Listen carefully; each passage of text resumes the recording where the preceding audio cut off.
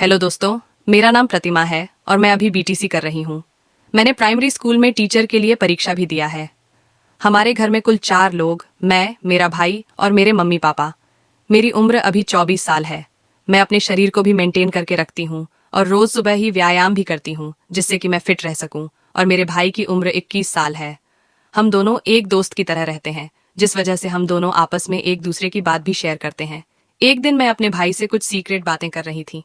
मैंने उससे पूछा, राहुल तुम्हारी कोई गर्लफ्रेंड है कि नहीं? राहुल बोला, नहीं दीदी, अभी तक ऐसी कोई नहीं मिली। अगर आप जैसी मिले तब तो प्रयास करूंगा। इतने में ही वहां पर मम्मी आ गई और राहुल को किसी काम से बाहर लेकर चली गई। मेरे भाई के मुख से आप जैसी बात सुनकर मेरे तो होश उड़ गए थे। मैं बस उसके ही बारे में सोच रही थी। यही सब सोचते सचते कब मेरी आंख लग गई मुझे पता भी नहीं चला। फिर जब मैं उठी तो मैंने देखा घर में कोई भी नहीं था। शायद मम्मी और राहुल अभी तक नहीं आए थे। फिर मैं बाथरूम में जाकर नहाने लगी। तभी माँ और राहुल भाई मार्केट से आ गए तो मैं उसके पास जाकर बातें करने लगी। फिर वह अपने स्कूल चला गया और मैं भी अपने कॉलेज चली गई। मैं अपने कॉलेज में जाकर अपने भाई के बारे में ही सोच रही थी, क्योंकि आज तक किसी ने मेरे पर डोरे नहीं डाले थे। फिर तभी मेरी एक सहेली मेरे पास आई और बोली, अरे प्रतिमा, तुम क्या सोच रही हो? इस पर मैं बोली, नहीं नेहा, मैं तो कुछ भी नहीं सोच रही हूँ। फिर मैंने उससे पूछा कि नेहा, यार कोई उपाय बताओ कि कैसे पैसा कमाया जाए, क्योंकि अब तो हमारा कॉलेज भी खत्म होने वाला है। नेहा ने मुझे गुस्से से देखा और बोली, अरे चल यार, हमारे लिए पैसे कमाना आम बात है। फिर हम दोनों अपने अपने घर की तरफ जाने लगे, क्योंकि हमारा क्लास नहीं चल रहा था। मेरी सहेली अपने घर की तरफ जाने लगी, इधर मैं भी जा रही थी। तभी मैंने रास्ते में अपने भाई राहुल को देखा। उसको देखकर मेरा होश उड़ गया। राहुल अपने साथ 3 लड़कियों को लेकर घूम रहा था। मुझे उस पर काफी ज्यादा गुस्सा आ रहा था, क्योंकि पापा इतना मेहनत करके पैसा लाते हैं और हमें पढ़ने के लिए देते हैं, लेकिन ये सारा पैसा बर्बाद कर रहा है। फिर मैं उसी गुस्से में घर चली आई और राहुल के आने का इंतजार करने लगी। मैं मम्मी पापा को भी यह सब बातें बताना चाहती थी, लेकिन मैंने नहीं बताया कि शायद उन्हें ठेस पहुंचेगी। फिर शाम के समय जब राहुल घर आया तो मैं उसके कमरे में गई और देखा तो वह टीवी देख रहा था।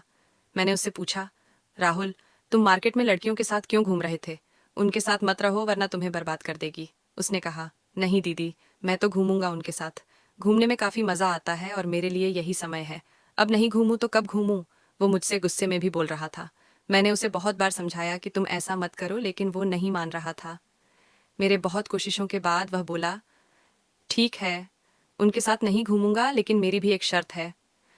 अगर तुम पूरा करोगी तो मैं उनके साथ रहना भी छोड़ दूंगा। मैं बोली, हाँ बताओ, क्या शर्त है तुम्हारी? तो राहुल तुरंत बोला, जैसे लड़कियां मेरे साथ घूमती हैं, अब से तुम मेरे साथ घूमोगी और मेरी जरूरतों को भी पूरा करोगी।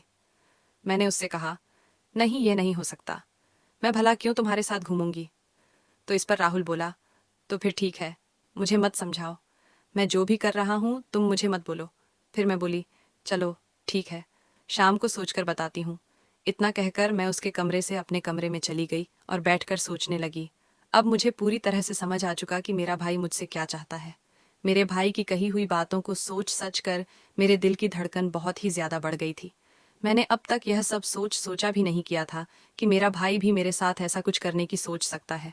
मुझे तो लगा था कि बाहर का कोई लड़का ही मेरे साथ पहली बार क्रिकेट का खेल खेलेगा, लेकिन ये बातें सुनने के बाद मुझे लगने लगा था कि मेरा भाई ही मेरी जवानी का उद्घाटन करेगा और मेरी ताबड़तोड़ क्रिकेट खेलने वाली ख्वाहिश को पूरा करेगा। यह सारी बातें सोच सच कर मेरे दिल की धड़कन इतनी बढ़ चुकी थी कि अगर कोई सामने रहे तो उसे आसानी से सुनाई दे। फिर मुझे कुछ दिन पहले की भी बात याद आ गई कि वह मुझे कैसे देख रहा था। मैं उसको पूरी तरह से समझ गई थी कि वो क्या करना चाहता है। मेरे पास तो बहुत बड़ी समस्या थी कि अब मैं क्या करूं। अगर मैं हाँ नहीं बोलूंगी तो वह उन लड़कियों के चक्कर में बर्बाद हो जाएगा और उसकी पढ़ाई भी खराब होगी, और अगर हाँ बोलूंगी तो वह मेरा भाई है। फिर मेरे दिमाग में अचानक ख्याल आया कि शायद मुझे उसकी भी ज़रूरत है और यह बात घर में ही रहेगी। इससे हमारी इज्जत भी बची रहेगी और मेरा भाई सुधर जाएगा। यही सब सोचते सचते मैं सो गई। फिर जब मैं सुबह उठी तो राहुल के कमरे में चली गई। अब मैं भी उसके लिए बेताब हो रही थी। फिर मैंने उसे कहा, ठीक है राहुल, मुझे तुम्हारी शर्त मंजूर है, लेकिन चलो पहले हम शॉपिंग करेंगे, बाद में तुम्हें जो करना है वह कर लेना। फिर मैंने उसे कहा कि यह बात बाहर किसी को पता नहीं लगना चाहिए, और तुम उन लड़कियों के साथ भी आज के बाद मत दिखाई देना। वो बोला, ठीक है, आज के बाद आप जैसा कहेंगी मैं वैसा ही करूंगा। लेकिन मैं वर्षों से इस दिन का इंतजार कर रहा था। आज वो दिन आ ही गया। फिर मैं मम्मी के पास चली गई, नाश्ता बनाने लगी क्योंकि आज रविवार था तो हमें कहीं नहीं जाना था। फिर मैं पापा और राहुल नाश्ता करने लगे और उसके बाद मैं और राहुल शॉपिंग करने चले गए। मार्केट जाकर राहुल ने मुझे कपड़े दिलवा दिए और अपने लिए भी कपड़े ले लिए। साथ ही मैंने अपनी मम्मी के लिए भी एक साड़ी खरीद ली। शॉपिंग करके हम एक रेस्टोरेंट गए, वहां मनपसंद खाना खाया और फिर घर वापस आ गए। जैसे ही शाम ढली, मेरे भाई राहुल ने मुझे हमारी शर्त की याद दिलाई। उसने कहा, चलो अब अपनी शर्त पूरी करने का वक्त आ गया है। शर्त के मुताबिक मैं भी अपना काम करने के लिए तैयार हो गई। हम दोनों एक कमरे में चले गए। वहां बहुत अंधेरा था तो मैंने राहुल से लाइट जलाने को कहा। वो तुरंत राजी हो गया और बोला, हाँ लाइट जला लो, मुझे आज सब कुछ साफ साफ देखना है। लाइट जलते ही वो धीरे धीरे क्रिकेट खेलने की तैयारी करने लगा। उस वक्त मेरा दिल बैठा जा रहा था। मेरे दिल की धड़कनें किसी लहर की तरह इतनी तेज उठ रही थी कि सामने वाले को भी साफ सुनाई दे जाएं। लेकिन राहुल उस वक्त बहुत वाइल्ड लग रहा था। उसे बस अपनी ख्वाहिशें पूरी करनी थी। वो मेरे साथ धीरे धीरे वो सब करने लगा जो एक पति अपनी पत्नी के साथ करता है। उस दिन पहली बार मेरे भाई ने मेरे साथ क्रिकेट की 3 पारियों का जबरदस्त और ताबड़तोड़ खेल खेला। वो खेल काफी देर तक चलता रहा। अंत में जो होना था वो हुआ। राहुल बहुत खुश था और सच कहूं तो मुझे भी उस खेल में काफी खुशी मिली। बदलाव की शुरुआत उस दिन के बाद से राहुल पूरी तरह बदल गया है। अब वो फालतू इधर उधर नहीं घूमता, बस मन लगाकर पढ़ाई करता है। लेकिन शाम होते ही वो मेरे साथ क्रिकेट की वही पारी खेलता है। अब हम दोनों इसी तरह खुशी खुशी रहने लगे हैं। शुरू में मुझे लगा था कि यह मेरी मजबूरी है, पर इसमें मेरा कोई घाटा नहीं था क्योंकि मुझे भी मजा आ रहा था। लगभग 4 महीने बाद किस्मत ने मोड़ लिया और मेरा स्कूल टीचर का ज्वाइनिंग लेटर आ गया। मैं अपनी नौकरी पर चली गई और अब हमारा परिवार बहुत अच्छे से चल रहा है। दोस्तों, आप भी कभी ऐसा काम ना करना जिससे आपके माता पिता का सिर नीचे हो।